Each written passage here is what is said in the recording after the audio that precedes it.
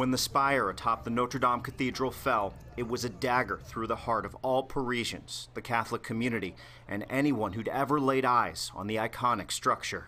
People were mostly in shock, mostly kind of in awe, not understanding what's happening, taking pictures of it, thinking that this is something unusual, of course, but now it's really settled in, and now when you look away from the cathedral, you see people in tears. The fire began at around 6:15 in the evening local time, right as a mass was beginning.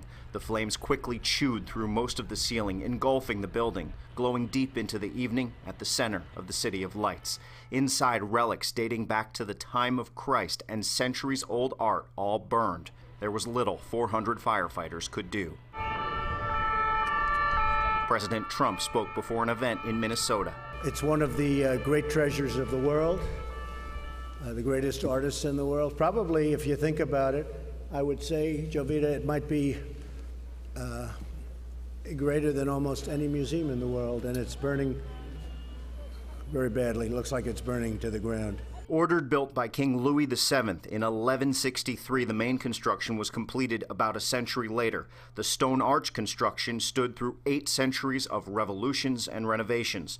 Notre Dame's original spire was removed after being damaged by wind in the 18th century. The bigger, more ornate spire that fell was built in the mid-19th century. It's one of those buildings that's completely overwhelming. I remember almost being moved to tears by the fact that I was seeing this in person.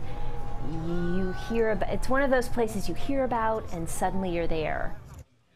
And back here in New York, Cardinal Timothy Dolan just finished praying for Notre Dame and the people of Paris at St. Pat's. He spoke outside St. Pat's just about 20 minutes ago. Let's take a listen. So while our sorrow couldn't come close to that gripping the heart of the French nation, it is certainly sincere and it's certainly deep. And I'm just hoping that the expression of that solidarity might bring a little consolation to the people of Paris.